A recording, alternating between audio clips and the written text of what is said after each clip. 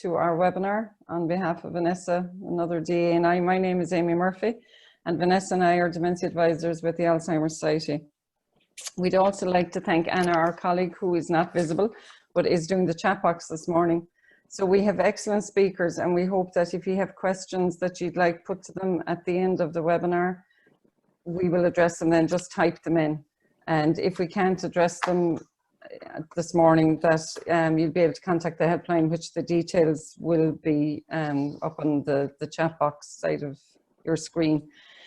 We would like, first of all, I suppose, to thank our speakers for agreeing to join us this morning. We're all getting used to webinars.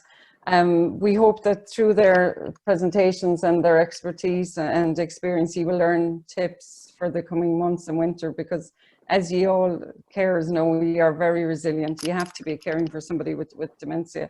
So we just hope that you learn tips on how to cope. I'd like Anna now, or Maria, if you don't mind putting up a slide. That you're going to be able to see. It's just a slide around the definition of what is resilience.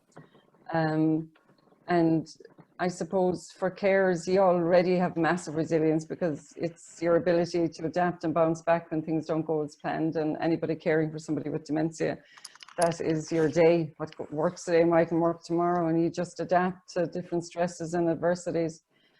Being resilient doesn't mean you won't experience difficulties. You will, but it's about how to continue on and provide the best care for yourselves, which is really important, and your loved ones. The reason Vanessa and I chose this topic and asked the brilliant speakers that we have is because of research that was done back in July. The research paper was launched in July, the 28th of July, and it highlights, sorry Maria, you might go on to the next one. I skipped through that. Yeah, the caring and coping with dementia. Like 77% of carers that participated agree their workload increased since COVID-19, which is an awful lot, because carers' workload increased and services decreased. And because of deterioration in services and lack of services, there was deterioration in their loved one's condition. 61% of carers are concerned about their mental health, and this really highlighted the need for this webinar, just to help you learn new skills, or maybe believe in yourselves and just know how to cope when things really go askew. Also, because of the de-stress report that was launched back in 2017, it showed that spousal carers have a higher level of care burden than other family members. And we have an excellent speaker this morning, Helena, who's a spousal carer for her husband, Kevin. 79% of spousal carers provide 81 to 100% of the care. And as all carers, you know, we're all aging, and 71% of carers have 2 underlying health conditions. And, you know, research has shown, worldwide research has shown, that carers will take care of their loved ones' health needs way quicker than they will of their own. So that is the background to the webinar, and I would like now to hand you over to my colleague Vanessa, who is Dementia Advisor as well, and she's going to give you a short synopsis of our role and also introduce our first speaker. Thank you. Hi, thanks Amy. Hi everybody, it's good to be here this morning. So yeah, just a very brief overview of the Dementia Advisor Service. So Amy and myself are Dementia Advisors in the Southwest, covering Cork and Kerry, Limerick, Tipperary and South Clare. The Dementia Advisor Service was started in 2014 by the Alzheimer's Society of Ireland. And we're a signposting service for people living with dementia and their family and carers. It's to concentrate on early stage newly diagnosed people and their families who are not in contact with our own services. And the advisor is a named contact who can be available to the person and their family during sort of key times in their dementia journey. At the moment, we are only able to talk over the phone and do video conferences and things like that. But normally we would meet families in their own home or in office or cafes or wherever, really, to give information and advice. And we're there to give, it's a support service, emotional support, but also to help you with different strategies to help you care for the person and to work with the person with dementia as well. I'll stop there because time is short, and I'd like to introduce our first speaker, who is Professor Malloy, who is Professor Head of Department of Clinical Gerontology and Rehabilitation at UCC. And Professor Malloy has vast experience of working with people with dementia in Canada and in Ireland, and has written extensively on carer stress and cognitive screening and dementia and things like that. But with no more ado, I will pass you over to Professor Malloy, and thank you very much, Professor Malloy, for joining us this morning. Thanks, Vanessa, and welcome to the webinar. If you feel like just stopping me at any time, just stop me, please, and ask any questions. Time is short, but I'd be happy to come back anytime and do it. I didn't actually understand what this was. I apologize. I had no idea how this worked, but I think it's a great idea, actually, and it's a great idea to get to talk to people. I just want to show you one slide. I've been in the business now for 30 years. I've been running memory clinics. And this is the essence of dementia. This is what is impaired in dementia. Activities of daily living are things like washing, dressing, feeding, driving, finances, shopping, cooking. And you have dementia when you have impairment we call them ADLs, activities of daily living. If you have memory loss and you've got no impairment in ADL, you don't have dementia. So we start treatment when people get impairment in ADLs. The next one is behaviours. And I have an instrument that I've used called the Dysfunctional Behaviour Rating Instrument. And there's 24 behaviours on the instrument. And the instrument has two parts. One has the frequency of the behaviour, and the other part is how much of a problem is it for you. When you look at the behaviours, they range from things like repeating questions and stories, asking the same question over and over again. 90% of people have it, but when you ask how much of a problem is, it's not much of a problem. It's just kind of annoying. When you get into things like agitated, refusing care, shouting, or striking out, when you start to get striking out or aggressive behaviours, that really becomes a huge problem. So even if it doesn't occur very frequently, it becomes a huge problem for the caregiver. And interestingly, it's a much bigger problem for women than it is for men. When husbands hit their wives, women say, that's it, I can't do it anymore. Whereas men are a lot more tolerant of a wife hitting them. It's also interesting that when you start looking at activities of daily living, men don't mind bathing their wives, but women don't like showering their husbands as much as men. Men don't have a problem with that. So they're the gender differences. The other behaviours you get are delusions. This is not my house, you're not my wife. There's people in the house or people are stealing things. And then you get the visual things, people in the house or animals and stuff like that. With Lewy body dementia, you get animals and stuff. And then you get up at night, wandering, and all of the other issues. So the behaviours are, I'm just going to park them for a minute. And then you have the cognitive function. Cognitive function usually is repeating question, short-term memory, disorientation, and stuff like that. And then depression. A very simple screen for the question, and I'll give it to you yourself now, I'll ask you. And the question is, do you often feel downhearted and blue? And if the caregiver is depressed, it's really, really, really interesting. If the patient is depressed, in the majority of cases, the caregiver is depressed as well. So the thing you have to understand about dementia is that the person picks up from the caregiver all the time. If the caregiver is depressed, the patient is depressed, and vice versa. Very common. And you have to recognize that caregiver. And then we have the burden on the caregiver. And we have 5 questions that we use for measuring burden. Sorry, I'm just kind of getting all these out of the way first. And I want to explain how they interact with each other then. I will come to a point, I promise. The caregiver stuff is, I'm afraid of what the future brings. Because of what the time I spend with the person, I don't have enough time for myself. Not sure how to manage the different problems. Kind of tense when I'm around him, or just the amount of burden I feel caring for the person. And then finally, there's the safety issues like medications, burning pots and pans, wandering, not eating properly, eating stale food, all those issues.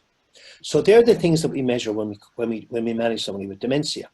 Now let me explain how all of this thing works. The thing which of those do you think determines when the person goes to the nursing home? When you look at those 6 items, which one do you think is the one that determines when that gets the highest score, the person goes to a nursing home?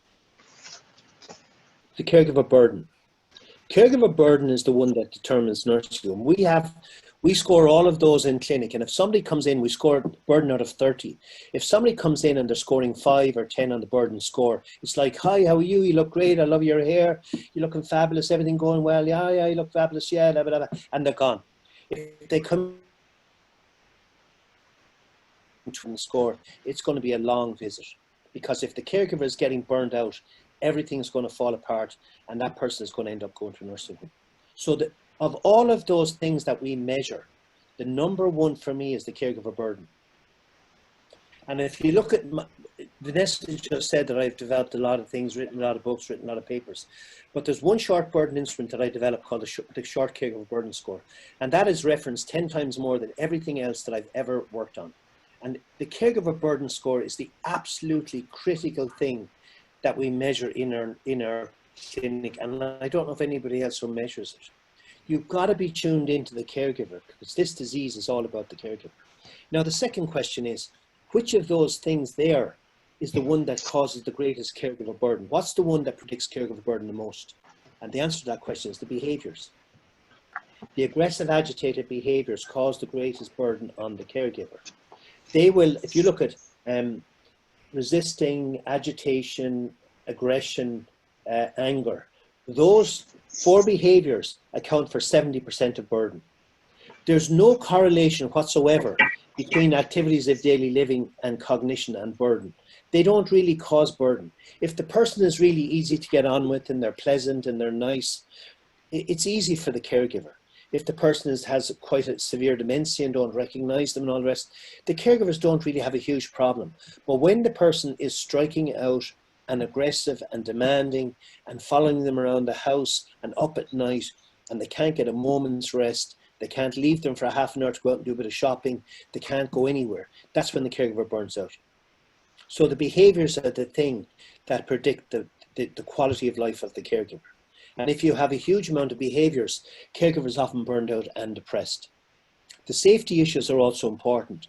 Wandering, the caregiver is sleeping with one ear awake at night, listening to see if they're going to wander outside or they're going to go someplace. Or if they're taking them out, if they're living on their own, the daughter is worried that they're going to wander outside or burn pots and pans or take too many medications. And all of those are managed. So when you look at the poor caregiver, the caregiver has a lot to deal with. And how do you help a caregiver? Well, from my perspective, the thing that helps the caregivers most is you have to figure out the caregiver first of all. Like when I've been at this now for more than 30 years, I've had memory clinics for more than 30 years, and like, Jesus, I've seen more people than have had hot dinners. And when they come in the first day, you can have a really good sort of guess at how well the person is going to cope. Some people are natural caregivers, it comes to them naturally, and some people really have to work at it. Some people had a wonderful relationship with their spouse. I recently had a woman in the hospital whose husband was dying, and he would lie in the bed just sort of semi-comatose. But the minute she walked in, his eyes would light up, and he was like, I was going like, ah, Christ, come on. He's like a 16-year-old in love, and she would look at him, and their eyes would light up, and there was chemistry in the room. There was nothing too much for that woman to do for her husband. She would have done anything for him. Now, if you had the abusive husband who was the drinker and who treated her very badly and didn't give her any money, and she had a miserable life with him, and he gets dementia, she's really going to resent caring for him. So the relationship going into the thing is hugely important. Because if you don't like the person to begin with, it's going to be hard, trust me. Once you're in the thing, some people were the most pleasant men or women all their lives, and then when they get dementia, they become really difficult, angry people. And there's no accounting for it. And you just have to say to people, that's the disease, that's what it does to some people. So the relationship going into it is important. Some people are just resilient. They're just tough people. They take it. I have 3 sisters. One of them is just like the most resilient woman I've ever met. And I've got another sister who's a complete snowflake. Everything's a problem for her. She can't manage. Jesus Christ, she can't tie her shoes. Everything is a problem. Everything is drama. So some people are just naturally resilient and tough. And some people can't cope. They can't cope with their own lives, never mind to say manage somebody else. And that's what we're dealing with. So how the hell do you help people? How do you make that person who is coming into this relationship and it really resents them and they're not happy with them, and how do you help them to cope? Well, the first thing, caregiver. You've got to figure out what it is with the caregiver that they fear most or they dread most in this disease, or they're having the most trouble coping with. Now, when we're talking about the caregiver, we have to remember that there's often a tail to the caregiver. There's often the son in the sidelines up in Dublin saying, Mum, you're not doing enough. You should be doing more. And there's often the daughter who's a brilliant daughter who comes in and helps and the mother can count on. And then there's the other daughter who's constantly snapping in the sidelines. She always liked the father, didn't like the mother, and all of these relationships come out. So when you look at the caregiver, you're trying, and you feel, I mean, really, this is tough, a tough disease to manage. It is a tough disease. It's much tougher than cancer, heart disease, or any of those. So how do you help the poor caregiver? Well, first of all, you got to figure out what's the situation of the caregiver and the person. What supports does the caregiver have? Does the caregiver have a brilliant neighbour and a horrible daughter? Does the caregiver have a great sister-in-law or somebody else? And who can they rally to help them? Who can you bring into that caregiver network to help that person? Because let's face it, and I'm not doing this critically, but the HSE have very limited resources and the Alzheimer's Society have very limited resources. It sticks in my neck every time I hear somebody looking for more money for cancer research. It just sticks in my neck. The amount of money that they get for cancer research and the amount of just the resources they have is outrageous compared to the nothing that we have for Alzheimer's disease. And the amount of people caring for Alzheimer's disease and the amount of resources we have to offer them is minuscule and pitiful compared to other diseases. Because there's this terrible sense that, well, what can you do? There's nothing you can do, so there's no point even researching it. When I was doing my research all my years, if I could ever get an angle on cancer, if we could ever be doing something in cancer patients, the money would pour in. But if you had to do something with just Alzheimer's disease, it was very difficult to get money. So anyway, that's my little pet peeve. But the truth is, you've got to look at the caregiver and you've got to figure out the caregiver. How stressed is the caregiver? What resources does the caregiver have? How can you help the caregiver? The first thing you got to do, if there's a behavior problem, you've got to manage it. You've got to get on that straight away. If the person's up at night, if the person's agitated, if the person is resisting care, you've got to deal with it. Like like I said to you, when the caregiver comes in and the score on the burden score out of 30 is 10, it's like, geez, you look great. Your hair is gorgeous. I love that outfit. You're having a great... When the caregiver is 25, they're coming back every week. Every week they're calling me, they get my phone number. How did that drug work? I had a daughter phoning me every day this week because her mother wasn't sleeping and was up at night, sleeping all day. And the daughter was looking for a nursing home. So when there's a behavior problem that's burning out the caregiver, we give them my phone number, they call me, we try this, we do that. You've got to get on the behaviors. You can't allow the behaviors because they will totally burn out the poor patient or the poor caregiver. You've got to look at our resources. The COVID has been disastrous for Alzheimer's because it's closed down all our day centres. And people have felt really isolated and they can't get the help. And it's terrible. And I see more and more people coming in now really stressed out. And then they told them over 70, don't go outside your house. The most ridiculous thing I've ever heard in my life. You can't even go for a walk. I was up walking my dog in a park there a few months ago and I met this woman and I was talking to her, it's a nice day, blah, blah, blah. I said, how's it going? She said, I don't know. I'm really, really upset. I said, why? My husband's in bed. And I said, why is he in bed? She said, because he was told he can't leave the house and he stays in bed all day. And I said, well, why? She said, well, he used to walk the dog 2 or 3 times a day, but then they told him he couldn't leave the house. And now he's in bed till 6 o'clock at night and he's getting very depressed on me. So telling people not to leave the house was a disastrous strategy, older 70-year-olds. And they were afraid to go out of their houses. So COVID has been very difficult for people with dementia, mainly because the day centres have closed down and we haven't been able to do something else for people. So I'm rambling anyway. So when you look at the caregiver, you've got to look at what is the caregiver's biggest fear. What's the biggest problem for them? Is the person up at night? Is the person agitated? What's going on? You've got to get on top of that straight away. Does the caregiver need help with basic care in the morning? You've got to get the homemakers in. And then you got to look at the caregiver has, because he has to be able to talk to somebody. And a lot of old people are isolated. They don't want, not that they don't have children, but they don't want to be bothering the children. They don't want to be telling them about their problems. When the child phones, the mother says, oh no, everything's great, dear, everything's going fine. The children, they think, have enough problems of their own. And the ones they only talk to a neighbour or somebody their own age or a friend.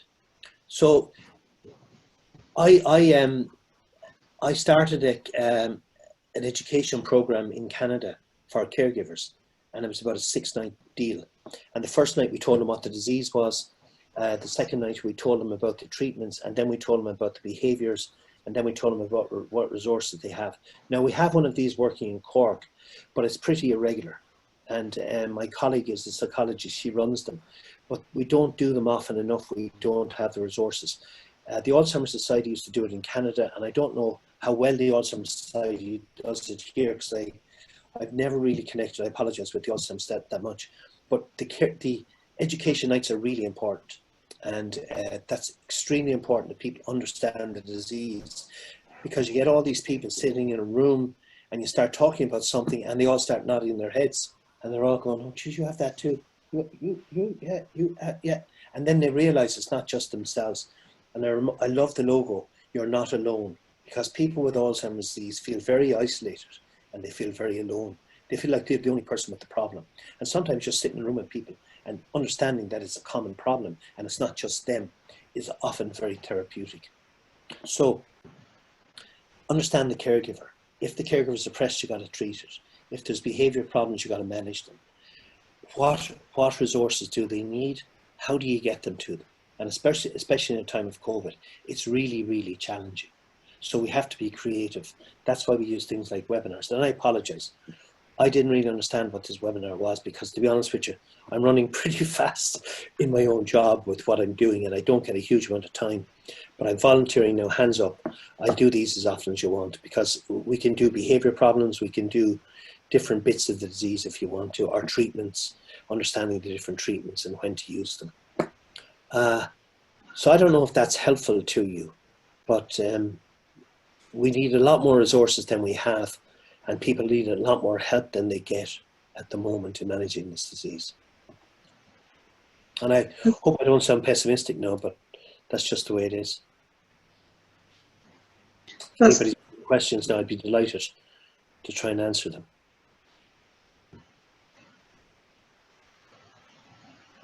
That's great, Professor Malloy. I don't know if there are any questions on the chat that people have been messaging in, but if there are any specific questions, Professor Malloy, we'll send them on to you.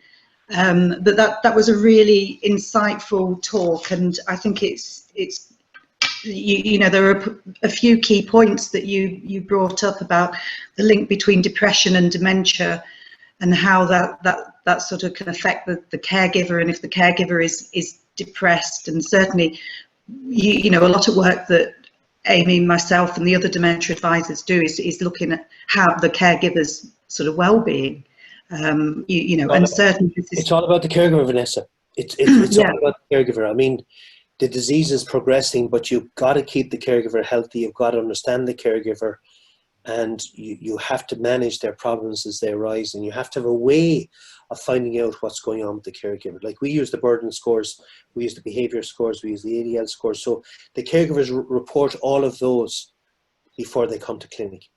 So we have all of that information, so we can look at it and see how stressed is the caregiver, what activities of daily living are they doing, which is a problem for them, and then which behaviors they have and which are the problems for them. And then we say to them, look, he's got this and this and this. Which one do you want us to tackle first? The behaviours are key. You have to be able to get on top of the behaviours early.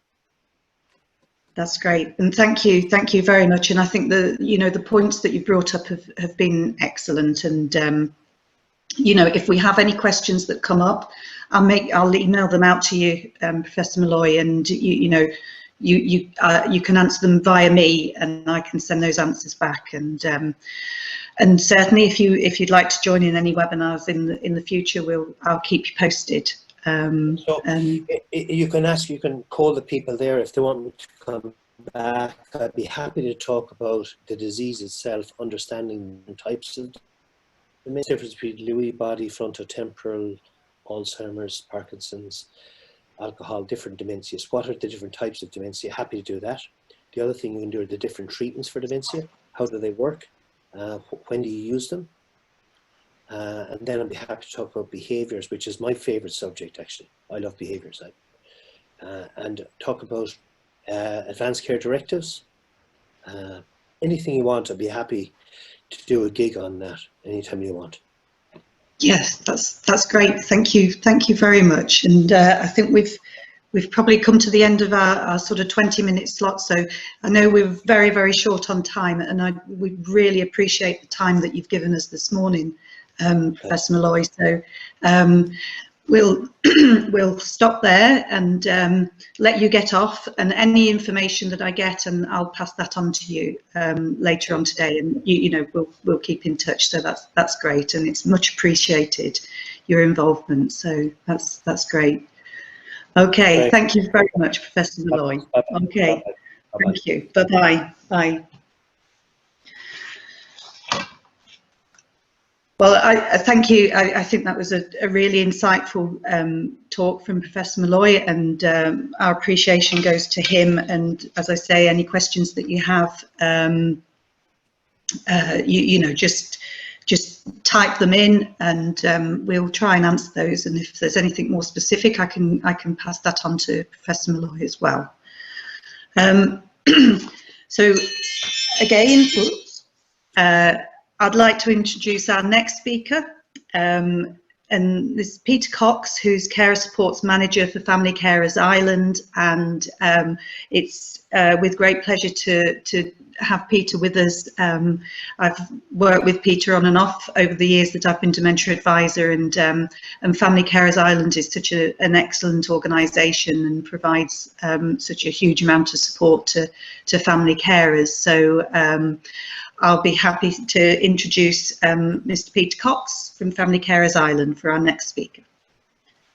Okay, Peter.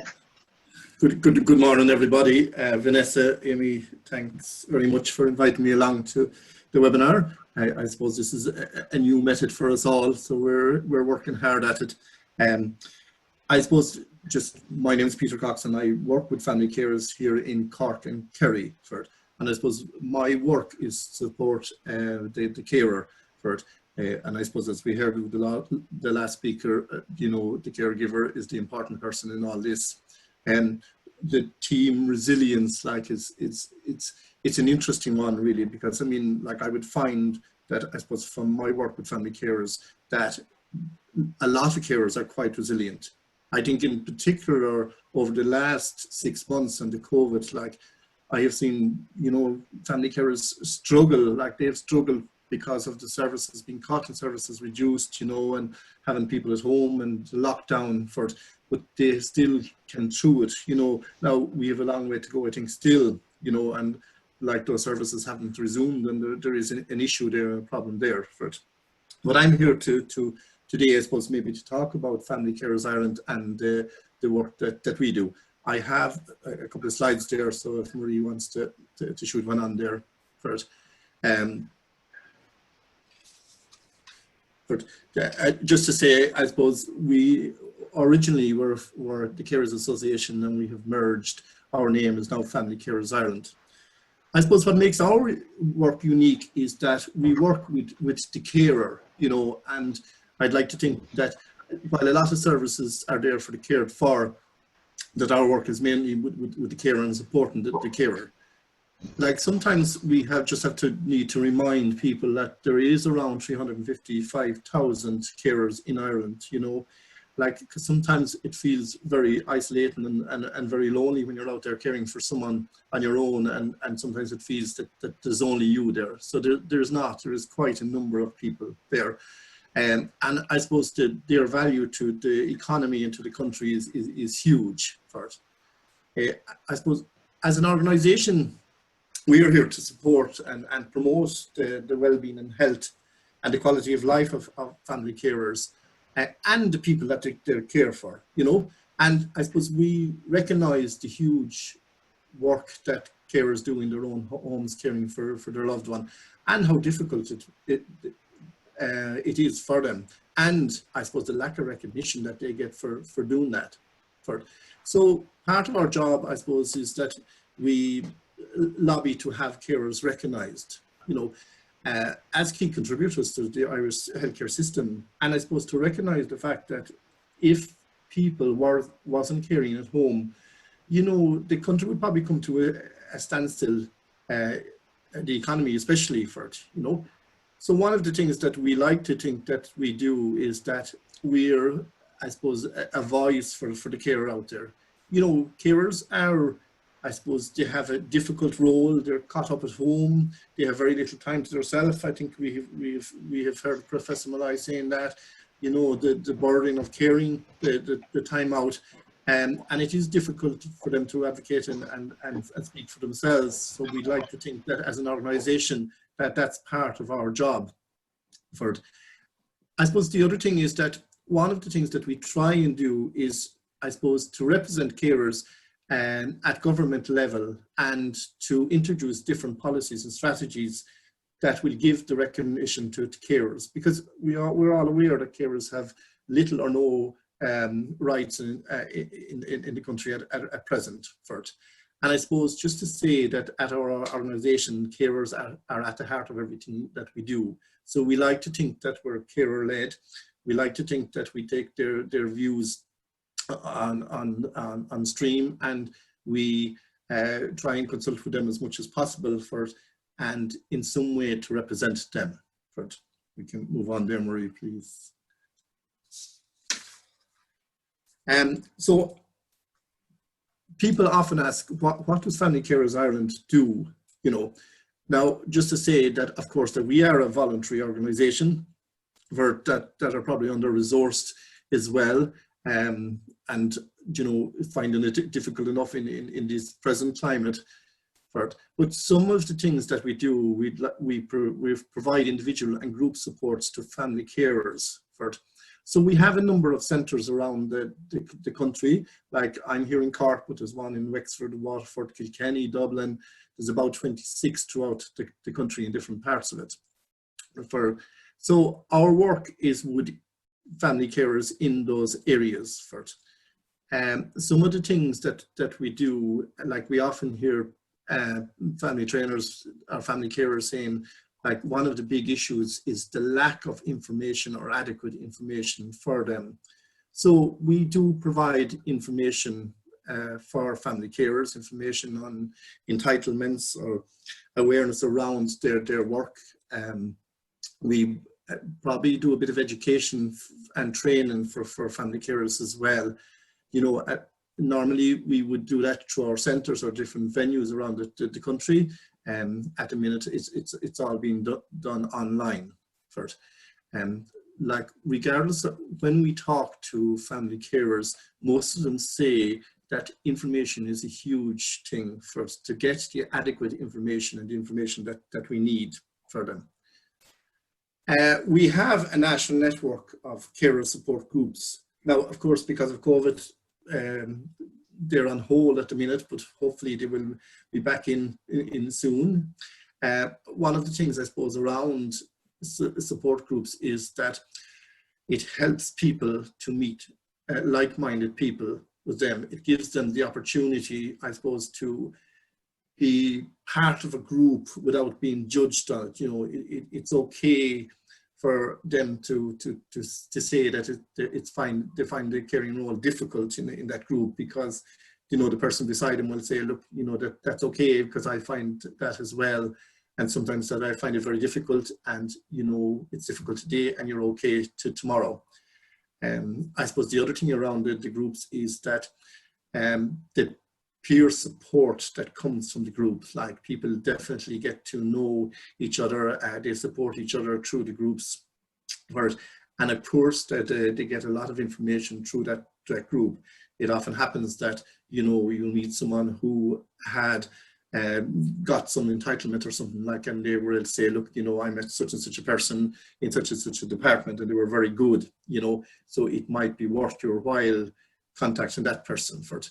So the whole thing about the group supports, and as well as that, the groups give us as an organisation the opportunity, I suppose, to put carers' views to a national level. And we're lucky enough to have a social policy officer who has maybe access to government departments, you know, and we can take the views on stream and put it into things like pre-budget submissions, and that where we can advocate for carers. Sometimes I suppose carers need the one-to-one support, you know, the personal advocacy services, and like we have a drop-in service in our centres where people can contact us and they can make an appointment, and we can assist them, I suppose, in different things to advocate to them into different departments. We also, I suppose, you know, for those of you who have completed the carers allowance form, you realise that it's quite a difficult form to fill out, and there's 15 or 16 pages in it. And sometimes we're able to help people with the form filling and make phone calls to the department and stuff as well. It's just things that, you know, obviously that some people are very good at, other people are not so good at first, and we can help them out to do that first. We have a group of centres throughout the country, and each centre has a manager there, and they have admin staff who are able to support the family carer in doing that first. Our home care services, we have some different home care services. I suppose one of the practical things that we can do for some families is that we have the home respite team, where we employ some healthcare workers to provide short breaks for carers in their own homes. So in other words, we receive some funding from the HSE to provide home respite. What we try and do is we try and give a family maybe 2 hours per week in the one go, so it allows the carer to take a break. Now, we'd encourage the carer to do something nice for themselves, maybe go get their hair done or go meet someone else for coffee. Normally what they end up doing is paying the bills or doing the shopping or whatever, because they don't have time for it. But we send in a worker in the place to do the work of the carer. And of course, that sounds very impressive, like, you know, and one of the problems around that is that it's limited, you know, and it's limited to different areas as well. So it's not every area that we would have staff. And, you know, sometimes if the funding runs out, then the hours run out for it. But at least for some people, we're able to give that practical help to them. We do have a national care line, you know, and again, that number is up there, is 1800 240724. So 24/724 is how you'll remember that. And sometimes we feel that, you know, people maybe just want someone to talk to or listen to, like, and they can contact the national helpline, and it does offer advice and support for it. And I suppose we're lucky enough to have a group of volunteers who man that support line, and they can refer people to the different centres around the country. But I suppose over COVID and over the past 6 months, we have realised the difficulties that carers have in getting out, and, you know, some people are in lockdown or cocooned or whatever the case may be. So getting, I suppose, in contact and engaging with people is difficult enough. So we have tried to, I suppose, try alternative ways of doing that. And one of the things that we have introduced is that we have a kind of an online coffee morning. And that would be held every Thursday morning for people at 11 o'clock. And you can check out the carers website to, there would be a number of different speakers on different topics each week. You know, like it might be on dementia one week, and it might be in palliative care another week. It could be on rights and entitlements a different week. So there is a number of different speakers each week. So that's kind of online there for people. If you find it interested, you can zoom into it whenever you feel like it. But next, thanks, Maria. You can go again, please. Just, I suppose, one of the things that we find that the family care is doing, and again, it has. Can you go back, Maria? Back one, please. Sorry. It has been difficult, I suppose, for carers to get out, and it is quite difficult for them to get out and access training courses and stuff. So what we've done is that we have put, I suppose, some courses online. For example, we have ran different programs online where carers can zoom in from their own home. You know, and it's not ideal, but I mean, at least it's some access, and for some people, it works out pretty well. Now, we've ran different courses on things like caring for the carer. We've done a program for carers who are caring for people with mental health illness, and we've done different workshops for like brain injury, peg feeding and stuff like that, that they would be useful to people that are in those situations for it. You know, I suppose the one thing that I would say about family carers is that we care for carers of all walks of life. You know, it's not just only dementia, but I mean, if you're caring for a child with special needs, or if you're caring for an adult who has a brain injury or a stroke or whatever the case may be, but then, you know, our organization would try and support them all. We have the drop-in center, you know, where people can come in to look for entitlements and rights, or some advice on applying for carers allowance and carers benefit. Our centre in Cork is in Turkey Street. At the moment, we are open to the public, but we are asking people just to contact us by phone first, you know, so that we don't have too many people in the office together first. I suppose the other thing it was around, we were lucky enough over the past couple of months to receive some funding from Irish Life, where we were able to provide online counselling for people who needed some emotional support around their caring role for it. And we had quite a number of people who took that service up for it. Like, we would hope, I suppose, to be able to continue that service for carers as well, because I suppose one of the things, not that every carer needs counselling, but I mean, it's just sometimes people need a bit of the emotional support for it.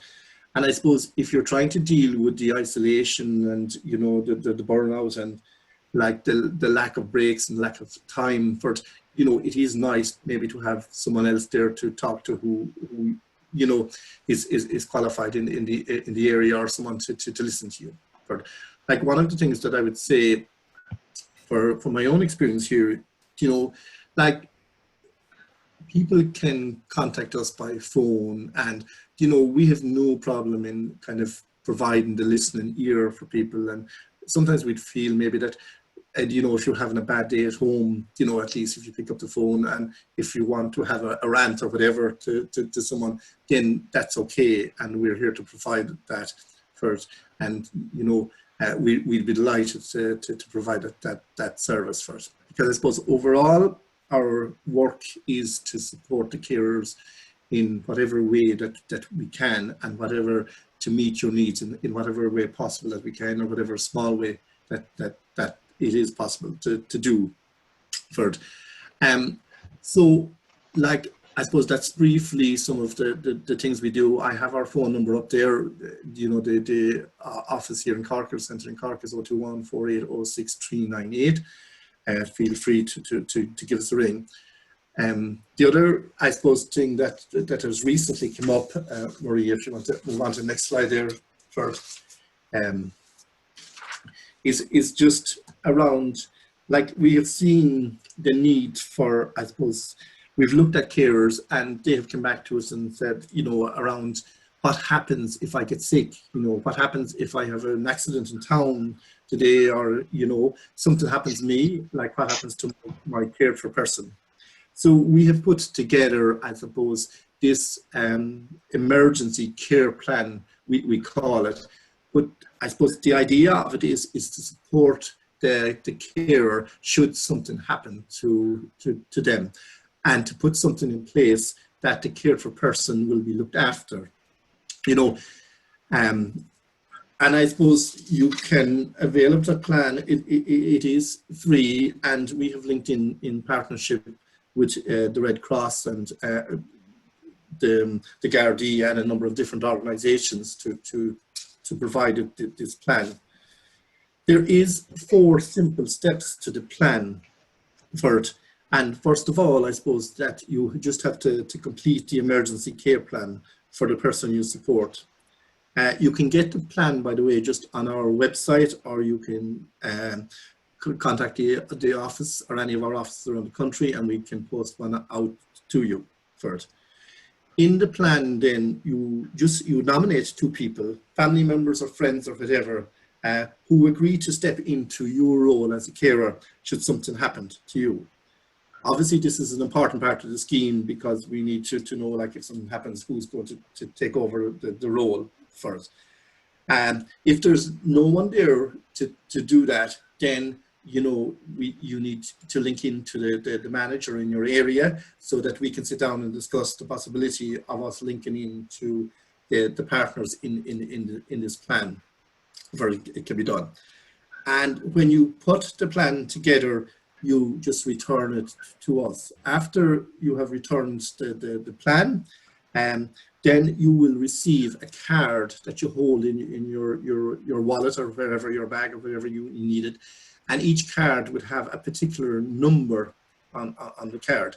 So something happens that you collapse in the street or whatever, like, you know, someone finds this card and they ring the number on it, and you're identified by a particular number. And then that organisation has the care plan that you had sent in for it, so they're able to put that into operation straight away for it. Just to say that the care plan that you fill in is obviously a care plan on the person that is cared for, and you give the information that needs to be there, like things like your personal details, you know, your phone number, the address, the personal details of the person that you're caring for, and the diagnosis that you would have, you know, whatever it may be. If they had a specific diagnosis, then you would fill in that first. Then, like, the different issues that may come up, like, you know, can the person communicate verbally? Can they manage their own medications? You know, are they able to answer the door, for example? Like, you know, can they go to the toilet alone? Do they need help? A list of medications would be given as well. So they're all written down for, like, where do the person's house, where in the house is their medication kept? Does the person you care for need support to manage their medication, or can they manage themselves? The name of the pharmacy, you know, like, do they have an epilepsy or any allergies that they might have? So all that is put on the care plan, like the external care and support services. Then the HSE contacts the contact for your doctor, you know, whether the person is over 18 or under 18, for does the person have behavioural problems? Do the you know, is there anything, other information that people need to know? Does the person is the person being peg fed, or, you know, how can the person get into the home?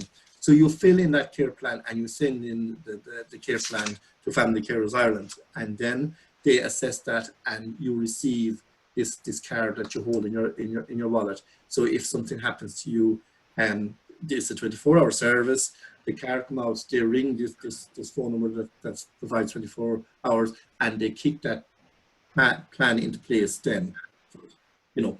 And if the people that you nominate are not able to do it, then they'll talk to our partners in this organisation, which is like the first aiders, the rapid response, you know, the Gardaí, or whatever the case may be. So, like, so we have done that for people, and I suppose that has come over the past couple of months when people were worried about something happened to them and what would happen to the care for person.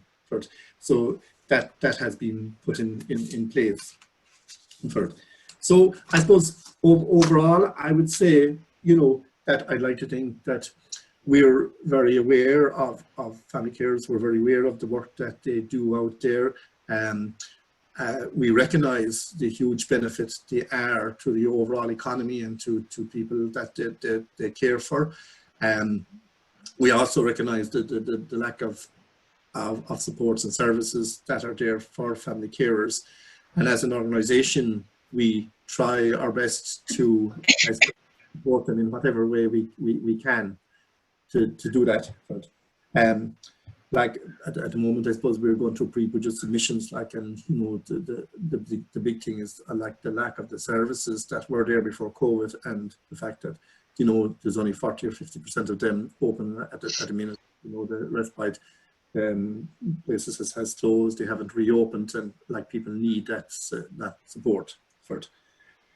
I think it's just one more slide there just to really please, and just to say that finishes my presentation.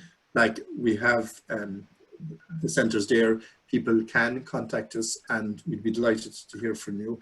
And if you have any questions, I have no problem in taking them either. Thanks a million.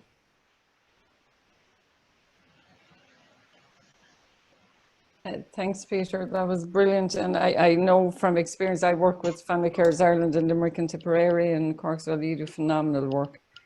And we're all, like all organisations like the Alzheimer's Society and Family Carers there, we're trying to support families as best we can. And it's great that we have a great working relationship with the. There was one question, Peter, from a panellist. If somebody has nobody to put in as contact details. Yeah, if they haven't, we'd be suggesting that they would sit down with the likes of myself and we put some plan into place, because with our partners, like the Rapid Response First Aid, the Irish Wheelchair Association, whatever, we can put something in place for the first 72 hours, that they would be able to take it up. So there's no problem with that, because not everyone has people to do it. No, they don't, and that's great. And look, I would advise everybody to contact Family Carers Ireland and sign up for that emergency care plan, because we are heading into unknown territory with flus and bugs and things like that. Yeah, and it is very difficult, and we have seen people struggle over the past couple of months. Carers have struggled, there's no doubt about that. And have we seen the repercussions of COVID? Probably not, and that will show over the next couple of months, and I suppose we all need to be aware of that as well, and if there is anything that we can do as an organisation, we're more than willing to help and I mean, the caring role is very isolating anyhow, and sometimes you're cut off, and a lot of people would say to me, well, there wasn't a huge difference over COVID for family carers, because it's like that most of the time for them, and that's not okay either. What does that say about the society we live in? For them, we talk about frontline staff. To me, the carer who's there dedicating 24 hours a day, is surely the frontline staff in our community, and deserve some recognition and some recognition for the work that they do all the time. And I'd absolutely, they're the heroes, They're the heroes, and I just have to admire them, and say, look, well done to each and every one of them, because sometimes I think, here, my God, I have the greatest of admiration for carers, and they're still able to keep in good humour and good form. Absolutely, up, which is wonderful, and it's great to have different bodies like the Alzheimer's Society and different groups around there that can help, but I would be saying to carers, ask for the help as well. Don't wait till you're in crisis, exactly. And I've experienced that with a lot of carers, they wait until they're in dire straits, to look for the help, get in there. In fairness to the system in the country, if you can get in on it, You know, it's quite good. It's probably getting in on it is the difficulty first. And that takes a bit of time and a bit of work, you know. And I can appreciate, you know, I mean, like obviously we have huge issues about people identifying themselves as carers because, you know, part of our culture says that we look after our own, we look after our child or our mother or father or whatever, like, you know, that's our role in life, you know, and that's fair enough. But, you know, sometimes we need a bit of help with that, and it is okay to ask for the help, you know, and to look at down the road what happens, and if we can get in on the system, then, you know, fair enough, like let's do that. You know, the other thing I just said to carers is like, they're great people at saying yes and not good people at saying no, you know, but you know, they can do everything. And like, I was glad to hear Dr. Malai saying, you know, I mean, like they're the important person really in it, like, because I mean, if the carer can keep themselves fit and well and, you know, in some way in good health, then they're better able to provide the care and look after the care for the person or the person that they want to keep at home, you know, and to provide that service for their loved one first. But, yeah, I think you're right. Yeah, you know, people need to be looking after themselves, like, for it. And sometimes it is okay to say no, you know, for it's like.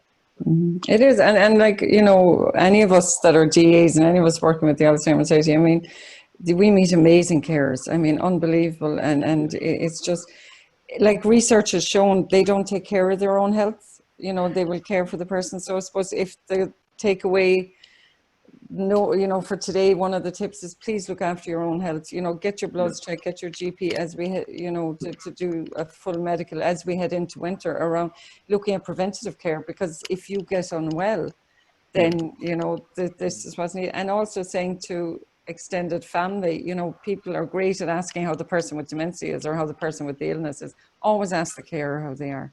Yeah, you know. and the one thing that I would say to families as well, you know, sometimes other family members don't have an understanding of the pressure that people are would, and while they mightn't offer, if they were asked, you know, to give a handout, they probably would, you know, because I know, like in times, you know, I've had carers come in here, and like one woman, I always remember her saying to me, well, look, she said, my lads would never think of offering, but she said they have no problem in doing it if I say to it. But she said that just brings awareness to them. Like some of us, I suppose, find it difficult to do that, and we saying, well, you know, they should, you know, be there and they should offer. But not everyone thinks that way. You know, sometimes people are going on with their own lives and stuff like that, and they forget about you first.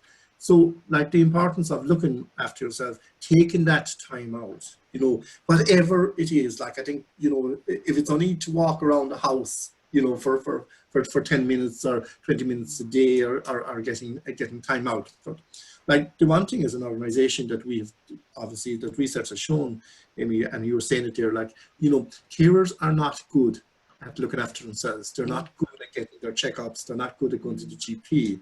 And over COVID, we've linked in with the health board, and we have been kind of doing intensive cases, you know, of carers who were looking after young adults with special needs, like, and with challenging behaviour, like, and each and every one of them that I asked, they hadn't had their own health checked at all. They hadn't been with the GP in a couple of years to get their bloods and stuff like that done. You know, things that we should be doing on a regular thing.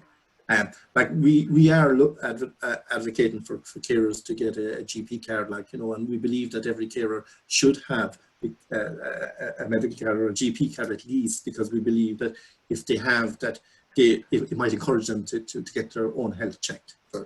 We do need time out, we do need breaks, you know, we all need that. And I can appreciate the fact of the difficulty for some people that they're on their own and they're doing it on their own. And that can be quite difficult, you know, first.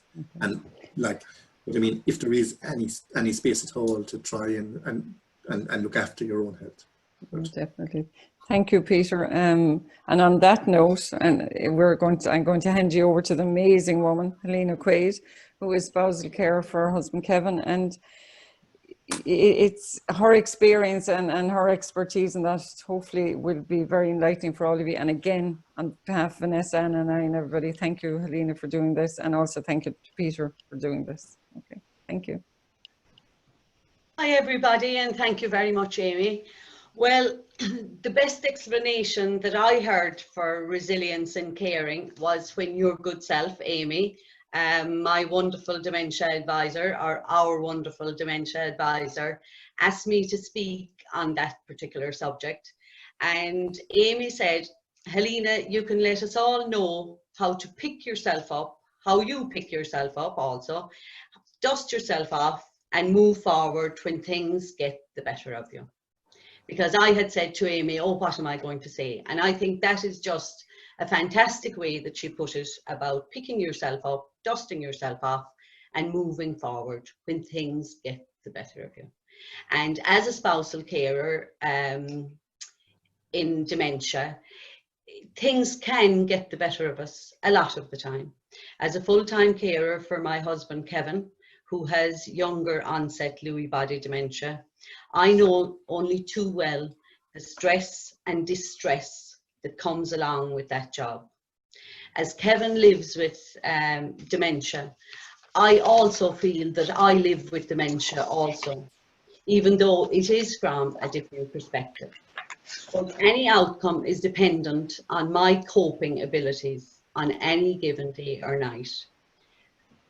When we can equip carers with the skills to cope, it reduces anxiety while also building resilience. And even though there is very little research done on dementia, really, it's just kind of beginning because there was always such a stigma around dementia. Research now shows a clear correlation between resilience and carer burden. All of us can see that family carers who are resilient are more likely to adopt positive coping skills, and they're also likely to express their concerns and find sympathetic listeners. A willing listening ear can have a calming effect that is essential for our mental and emotional well-being. And how true can we all say that? Regular contact with friends or family, and in my case, I have fabulous, really, really good neighbours.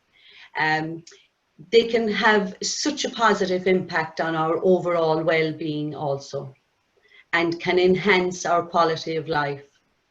As we all know, a trouble shared is a trouble halved. And, you know, before COVID, I used to meet a friend called Sinead 3 or 4 mornings a week in the local petrol station. Actually, there was a little coffee shop onto it. And I just sit down there for an hour, and it was just almost, I could discuss if I really wanted to say something about what happened the night before, what happened the day before or something, but even not to talk about dementia, just to have time out. And it was such a fantastic, you know, breakaway. Kevin was still in bed in the morning early, and I was still back home before he even got up. So it was a fantastic break. But of course, that was before COVID. Then it was, you know, that was shut down with COVID. The coffee shops were shut, and I really had to change my plan. And I'm really lucky in that we do have a space for a garden. I love my gardening, so my garden got the attention rather than I going for a coffee with a friend, but I still had time out for myself. But of course now the coffee shops are open again, and I'm able to meet her maybe once a week now because of social distancing and that. And I so look forward to my time out and my break away from there's this kind of anticipatory grief that goes with spousal caring, and indeed I suppose a lot of types of caring, but especially in dementia, because it's like I'm kind of losing Kevin's original personality. It's progressive, and I can see the personality at times is slipping a little bit. So I do look forward to that cup of coffee, even if it's only once a week. Because COVID has really, even though as carers we're all a bit isolated, but with COVID I think it kind of enhanced that isolation a little bit more. But I suppose I'm lucky in a way that my background is in complementary and holistic health, and I have seen for years the therapeutic benefits of using coping strategies such as stress management, mindfulness, living one day at a time, or indeed 1 minute at a time. If needs be, 1 absolute second at a time, which happens especially at night with the type of dementia that Kevin has. But I find that using these strategies, they do help to strengthen my resilience. We as carers, of course, all need to raise our awareness on our own health and well-being issues. And these can be as a consequence of sometimes living with feelings of hopelessness, helplessness, depression, anxiety. These feelings on an ongoing basis can have a largely negative impact on our own health. And to turn the tide, as it were, to build our resilience, we as carers need to be active participants in our own lives. Becoming resilient can change our health and well-being outcomes as we are mindful of our coping strategies and overcoming isolation. And that's where friends, our family, or the good neighbours, as I said, can come in and help us to lift ourselves up. Sometimes when we're in a deep depression or the darkness of depression, it's difficult to pull ourselves out of that hole of depression or darkness. Whereas if there's somebody above, a friend, a family member, a good neighbour, they can stand at the top and reach out their hand and lift us up out of it. And then we can see everything from a totally different perspective. And, you know, it can really change the day, the moment, the minute that we're in at that moment in time. Also, I find here, because we have a dementia cafe, both Kevin and I started a dementia cafe in Kanturk, and just the social support that can be to myself and to others that attend. The social support is really important for us caregivers. Now, of course, with COVID, that was closed down, again, brought more isolation. But now we're planning to bring that Dementia Cafe back up on Zoom towards the end of October. So that will be starting again on Zoom with the new normal of COVID, unfortunately. But having said that, Zoom is wonderful, and once you have face-to-face contact. Because the focus is on resilience, I have to say that carers learning to cope and learning to find new skills of how to cope and new strategies for coping, in itself, that brings hope into our lives. Because sometimes living with dementia, we can all lose hope a little bit. We can all find the situation where we lose control. Dementia is progressive and incurable, and there's a kind of a loss of control and a powerlessness that goes with it. But going back to Professor Malai in his wonderful talk there earlier, so informative, I would have to say, as I listened to him, I not only listened, but I heard him. And what I heard the wonderful Professor Malai say was, he gets it. He understands the life of a carer. He understands carer burden and how it affects our health and well-being. And what a wonderful speaker. And I can't wait to hear him speak some more on these webinars. I certainly will be number one to click on and listen.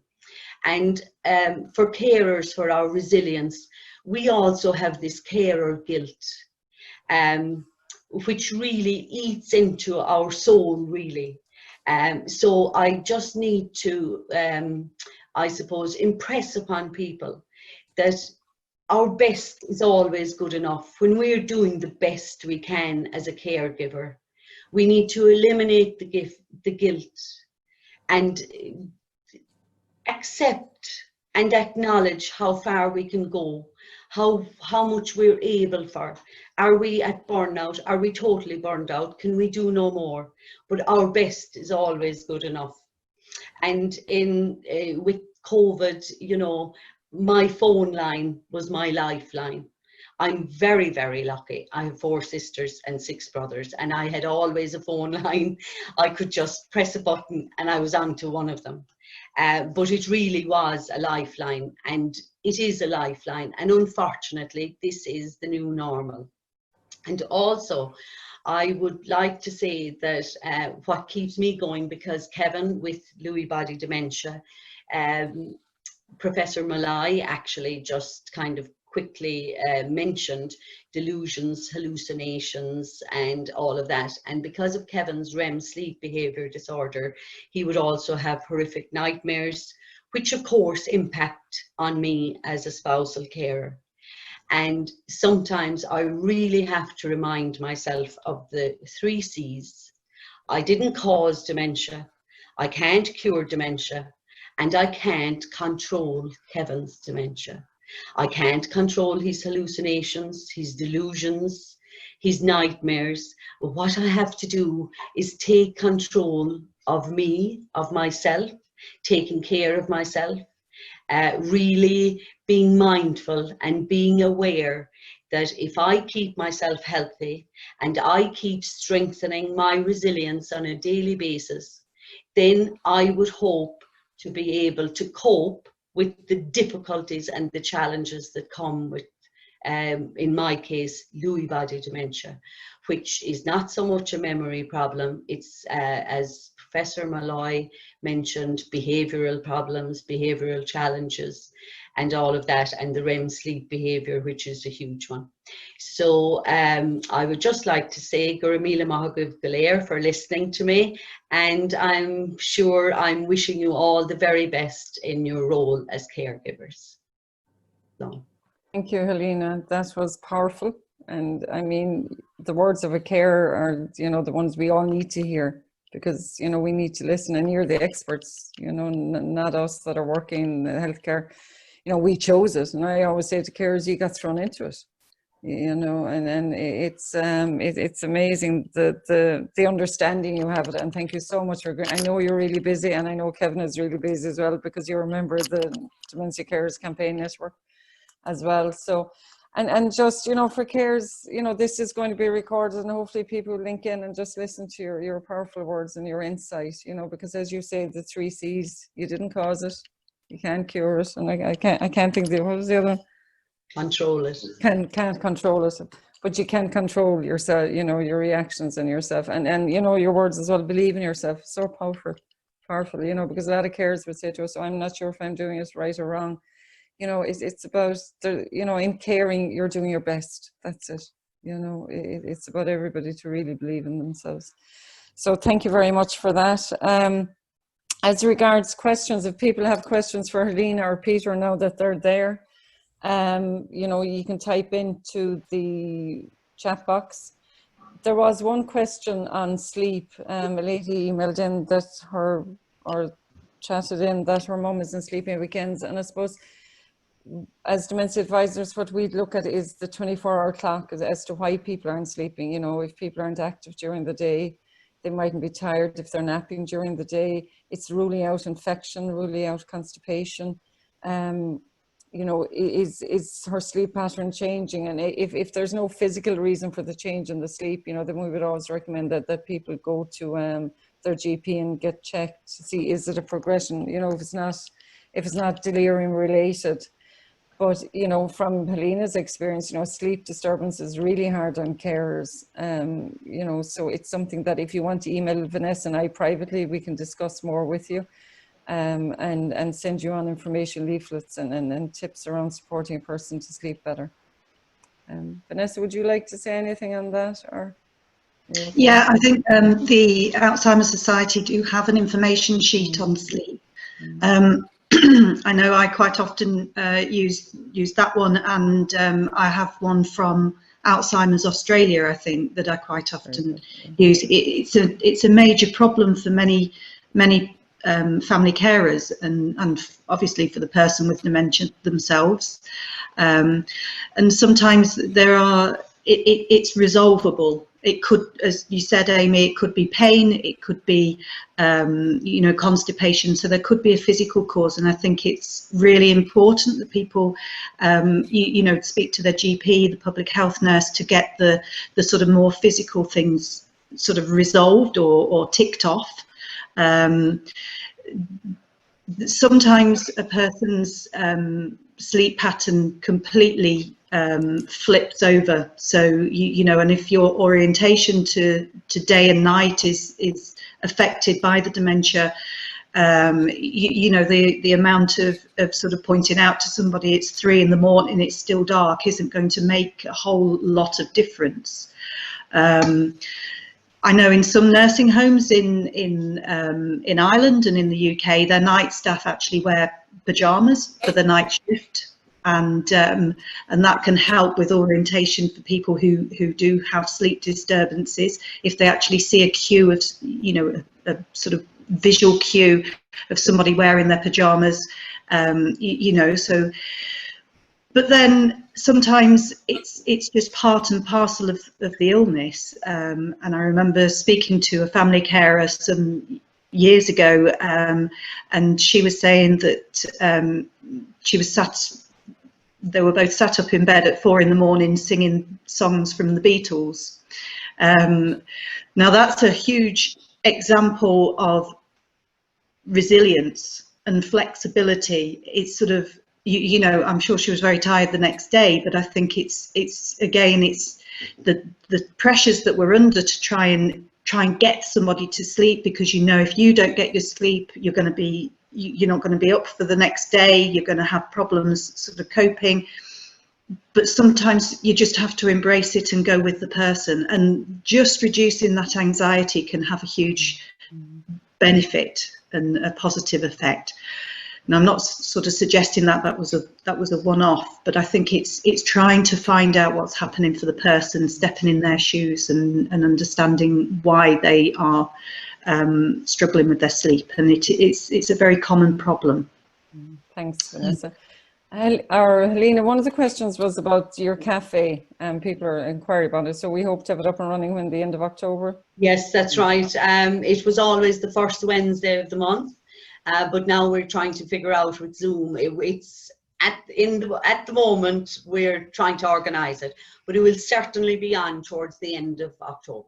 And people will be able to access, if people go into the Alzheimer's Society website, there is information on it. Correct. And as Helena said, Helena and Kevin set it up themselves, and the idea with the cafe is to make it part of the community conversation. That'd be right in kind of saying that you yes, know, and then to try and eliminate stigma around dementia, and you know, it's an information coffee, day or afternoon tea we call it, when your good self, our dementia advisor, turns up and gives everybody lots and lots of informative literature and answers very important questions for the people with dementia. But it's also a fun time. Yeah. It's light-hearted, sharing a cup of tea and laughter with very good friends. Yeah, thank you. And like, you know, all the virtual cafes now are accessible through the Alzheimer's Society website, and the same with Family Carers Ireland. Peter, you have yours online as well. Yeah, we have our online, obviously, training and different programs that are online, and people can check that out on the website. You know, I suppose I'm struck by the one thing, you know, that we can't quantify is the need for a bit of fun and a bit of crack, like, you know, and just a bit of laughter and stuff like that, and that engagement in people. And, you know, for our own health and well-being, that's you know, it's brilliant. And sometimes, you know, it's very hard to quantify that. You know, there's people going out and having a bit of a laugh and joke, or singing a few songs and stuff like that, you know, that can be very worthwhile exercises as well for it. And the whole thing, like the Alzheimer's Cafe, like, of people getting together and coming together, you know, sure, look, it's brilliant, really, right? You know, well done on that, like, for, you know, similar to any group, really, I think that we can. But unfortunately, I suppose with COVID, we're kind of limited to Zoom or online or webinars or whatever. But that's okay as well. You know, we can do that. Unfortunately, I suppose the difficulty around that is for the people who are not computer literate, you know, or don't have a computer. There is a difficulty there, like, and people are missing the engagement of, you know, I mean, like, personally, you know, I'm nearly fed up talking to people on phones, like, because, you know, like the face-to-face conversation is missing, and it makes a difference. Like, it's lovely to just engage with people. But those are the alternatives that we have to put in for the foreseeable future anyway, and I suppose we just have to go. We do. We all got used to the quizzes, the Zoom quizzes and the Zoom meetings, and you know, even I got good at the computer. Well, I won't say good. I got passable at it. Yeah, And the other thing to say to families as well, like we have our helpline, Family Carers Ireland have their helpline. You know, we'd always suggest people link into a loan as well, ring them. You know, senior line. You know, there is a lot of help out there via the telephone, and it's listening ear. You know, that's needed, because, you know, carers, you need to really acknowledge the amazing work you do and the hard work that you do. And, you know, every day is a good day, and your best is your best. And on that note, I'm going to finish, and I'm going to hand you over to Vanessa. And I'm going to sincerely thank Anna on the chat box. She's been very busy. And thank Maria for the IT support. And again, to Helena, thank you so much. Peter, thank you so much. And now I'm going to hand you over to Vanessa to say the final words. Okay, thank you. Thank you, Amy. Yeah, it's been a really insightful and interesting morning, and my sort of thanks and appreciation go to our three speakers, so to Professor Malloy, Peter Cox and Helena. We are so grateful to you to have given up your time and to have spoken to so many people. Amy, myself and the other dementia advisors, you can contact us. Our contact details are on the Alzheimer's Society website, along with a whole host of other information. You can download information sheets from the website as well. But you know, I think one of the biggest things about resilience is this thing about asking for help, and I think all of the speakers sort of referred to that in some way. And you know, sometimes it's hard to take that step, and we know what courage it takes for people to sort of lift that phone up and speak to us, and we're certainly very mindful of you know, how that affects people. But we're here, and the helplines, the dementia advisors, the information, and you know, we will certainly do what we can to help and support you, and I hope that this has been helpful to all of you who have listened. We will certainly try and reply to some of the questions that we've had, and our thanks to all the speakers once again, and certainly to Anna and Maria, who have been in the background helping us out. I think, are we about ready to end it there, Amy? Oh yeah.